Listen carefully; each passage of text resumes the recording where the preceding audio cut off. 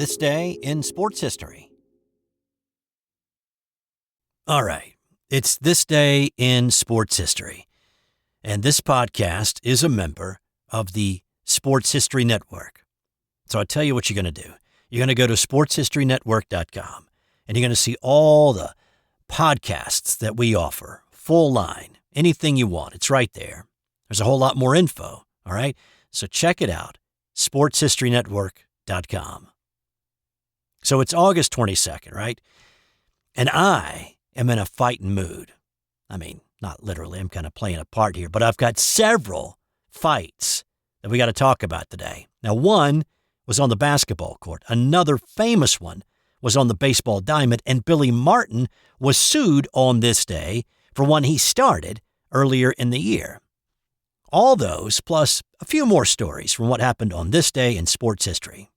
So don't go anywhere, or I'll punch you in the face or something. This episode is brought to you by Stirling Soap Company. Fellas, you've heard the phrase, look good, feel good, right? But why not add smell good to that too? That's where Stirling Soap Company comes in.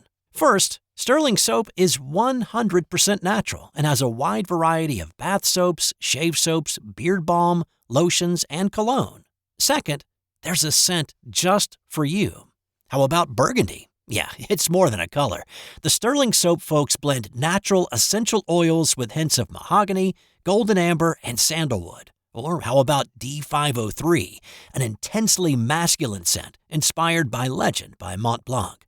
And third, you will feel good about the price. For just a little more than you'd pay at the grocery store, Stirling Soap will leave you feeling clean, refreshed, and ready for whatever's next. Give Stirling Soap a try today.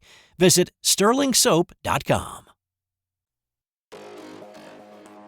All right, so let's get this pugilistic edition started with what happened on this day in 1973.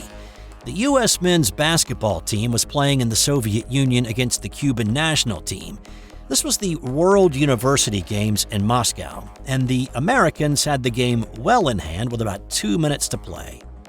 NC State's Tommy Burleson and Cuba's Juan D'Amico both scrambled for a loose ball near the sideline. Now, at that moment, Cuban players stormed off the bench and they started swinging, not only at Burleson but other U.S. players. Chairs were thrown, bottles were hurled from the stands. Cuba's coach was seen kicking American head coach Ed Badger in the stomach. Now, the exact cause of the fracas never really came to light, other than maybe the Cubans did not like how hard the Americans were playing with such a large lead so late in the game. The U.S. were up by 20, and they ended up winning this game 98-76.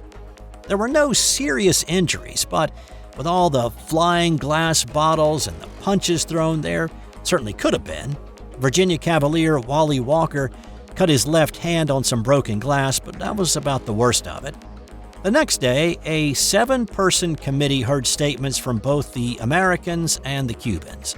After 3 hours of discussion and deliberation, the Cuban contingent was only given a reprimand, and they were allowed to continue on in the tournament. So now, if you're familiar at all with this time and place, then you may be able to draw some conclusions on your own, right?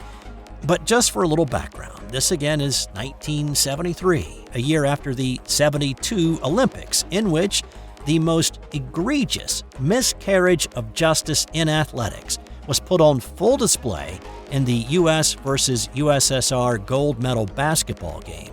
In essence, we were robbed of the gold medal by horrible referee calls in the final seconds of that gold medal game the year before. Now, an appeal was made after that game, and the man who was chairman of the committee that denied the U.S. appeal was a Hungarian named Frank Hepp. Well, Hepp was also present for this tournament as the official spokesperson, and he said that the American contingent did not press the issue, and they did not demand the expulsion for the Cubans. Now, technically, he didn't lie, but here's the thing. The Americans assumed that since the brawl had been instigated by the Cuban side, and 4 individual players in other games had been expelled for fighting, and it was simply a given that the Cuban team would be expelled. Anyway, the Cubans were allowed to continue on playing in another miscarriage of justice. The U.S. did go on to sort of avenge their '72 Olympic loss to the Soviets, beating them to win the tournament a few days later.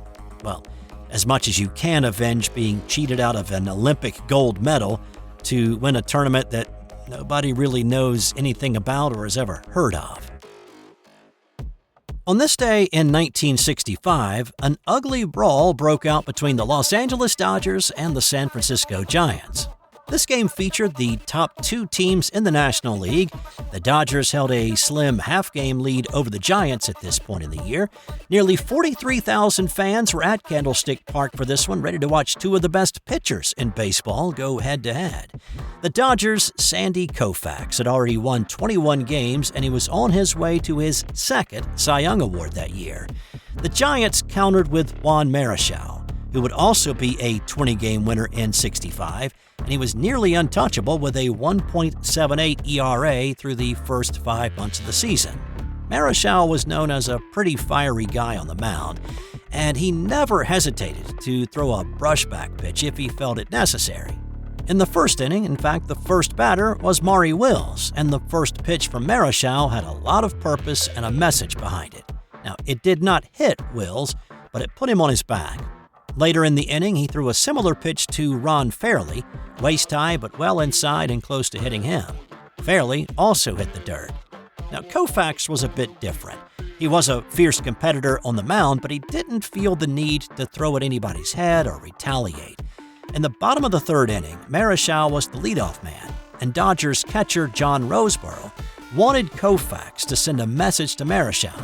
Let him know that his brushback pitches to Wills and Fairley were not appreciated. But Sandy had zero interest in that. So Roseboro decided he would do it himself. He called for a curveball inside on the first pitch. On the return throw to Koufax, Roseboro threw the ball very close to Marichal's face. In fact, Marichal said it nicked his ear on the way back to the mound. Roseboro figured that there would be some retaliation, and he was ready. Roseboro had been learning karate, so he was ready for whatever Marichal had to throw at him, except he wasn't. Marichal was not happy, and he turned to Roseboro screaming, "You better watch where you're throwing that ball." Roseboro came at him, and the simmering situation escalated in a flash. Marichal took a one-arm swing at Roseboro with his bat, connecting with a shot to the face. He reared back and struck him again with the bat, before Koufax, third base coach Charlie Fox, and Giants shortstop Tito Fuentes could arrive. Now, Fuentes also had a bat in his hand, and he had it cocked as if to crack Roseboro on the head a third time. Fortunately, that did not happen. Home plate umpire Shag Crawford grabbed Marichal and the bat he still held in his hand, and he brought him down. Dodger players jumped in that pile and started punching Marichal. The Giants' Willie Mays came to Roseboro's aid and pulled him away, leading him to the dugout. Mays' act of kindness de-escalated the fight in an instant, but it did not de-escalate Marichal. He was adamant, and he was vehemently arguing with Crawford that he was only defending himself. Crawford was not hearing it, and he ejected Marichal, who was then escorted off the field and expelled from the stadium. Roseboro's injury over his left eye was gushing blood, but apparently it looked worse than it actually was. He needed about 20 stitches to close the wound. News of Marichal's attack spread quickly around the league to other ballparks hosting games on this day. Radio broadcasters interrupted their calls to report on what happened in San Francisco. Well, we have a bulletin from San Francisco on the message board now, and I quote, "Juan Marichal hit John Roseboro on the head with a bat following knockdown pitches to Wills and Fairley. Roseboro left the field bleeding over the left eye." Marichal was suspended for 9 games and fined $1,750. Now, there were a lot of sports writers who thought that suspension and fine were way too lenient. They lobbied the commissioner for a harsher sentence. No more action was ever taken by the league office, though, against Marichal, but that did not end the sports writers' campaign against him.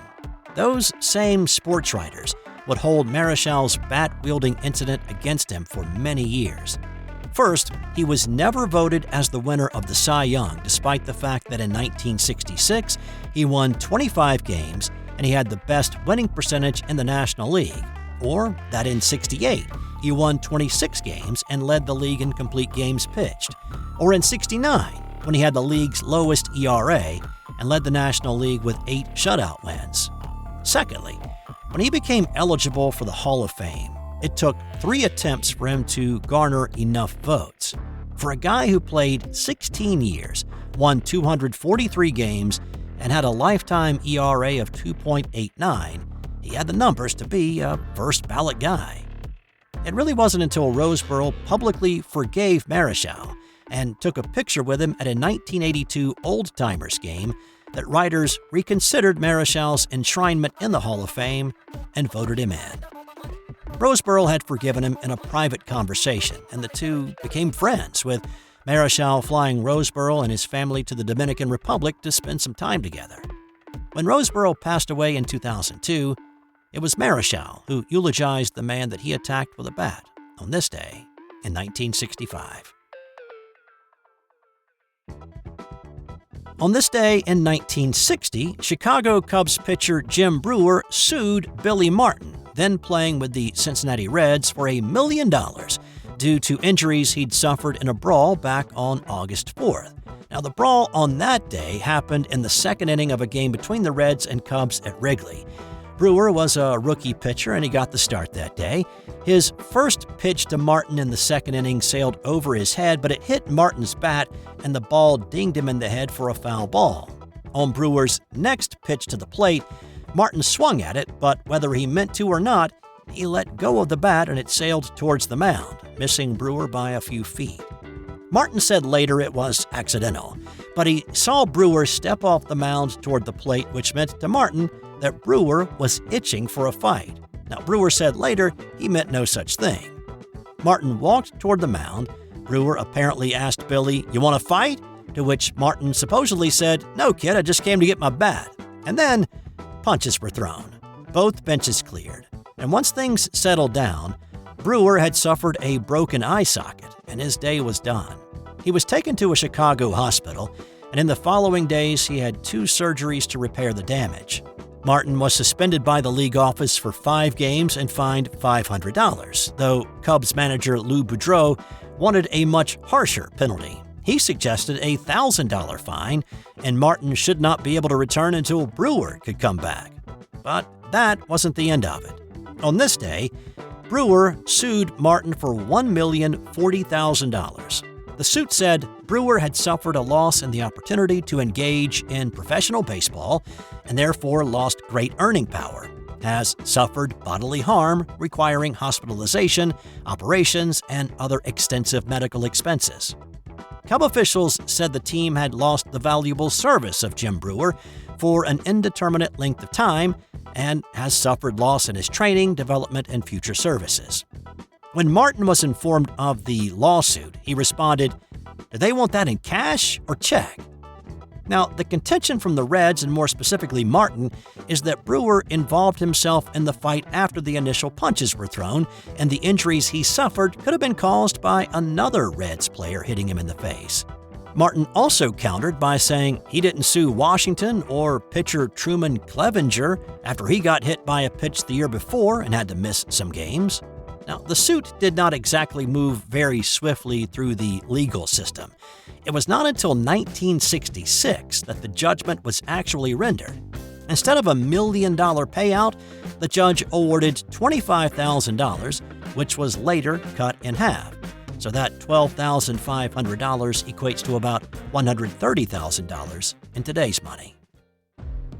All right, enough fighting. Let's move on to what happened on this day in 2007 when the Texas Rangers scored the most runs ever in a Major League Baseball game.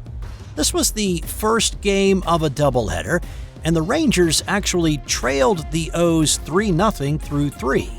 But the Rangers got their bats going in the 4th, making it seem more like a batting practice than an actual game. 2-0 on Vasquez. Deep to right field, back it goes, and that ball is gone. A 3-run home run for Ramon Vasquez, and the Rangers take the lead. Oh, do they ever? The hit parade was on, and it became more like a home run derby after that, with the Rangers bombing ball after ball over the fence. Marlon Byrd in the 6th. High fly ball, deep left field. That ball's going to go. Way back for Byrd. It's a grand slam. And Texas all of a sudden has a 10-3 lead. The Rangers scored 9 in the 6th inning, but of course, more runs were on the way. Heck, that wasn't even their biggest inning. In the 8th inning, Travis Metcalf and Jared Saltalamacchia got in on the fun. High fly ball to left field, and that ball is going to go. The second grand slam in the game for Texas, and the Rangers now are just laying it on. Good night for an iPod. High fly ball to right field. Back it goes. It is gone. A 3-run home run for Saltalamacchia. The Rangers put up 10 in the 8th, but they weren't done just yet. Right field and deep. And it's gone. A 3-run home run for Vasquez. Texas has put 30 runs on the board. 30 runs. Final score, Texas 30, Baltimore 3. The Rangers hit a total of 6 homers. Every Ranger that came to the plate that night got at least 1 hit. Saltalamacchia and Vasquez each had 7 RBI apiece. The 30 runs is the all-time record for runs scored by one team in Major League Baseball history. And as I mentioned, this was the first game of a doubleheader. The Rangers' bats cooled off a little bit in the nightcap, putting up just 9 runs in another win. And finally, a sport that I've rarely mentioned on this day in sports history, Aussie rules football. On this day in 2015, the first American-born and raised player made his debut in Aussie rules football.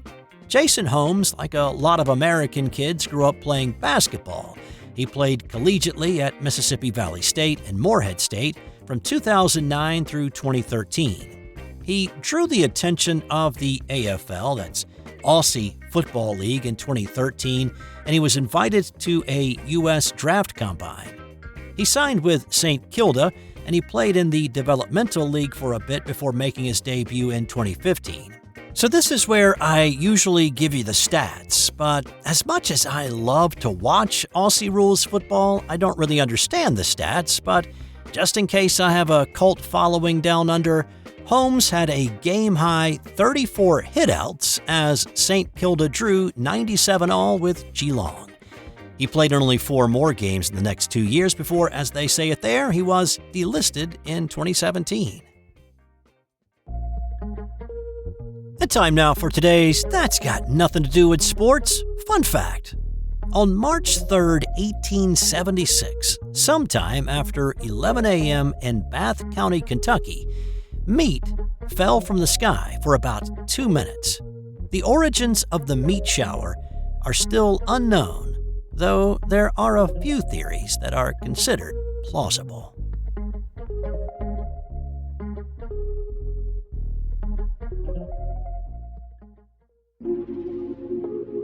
This has been an original Thrive Suite production.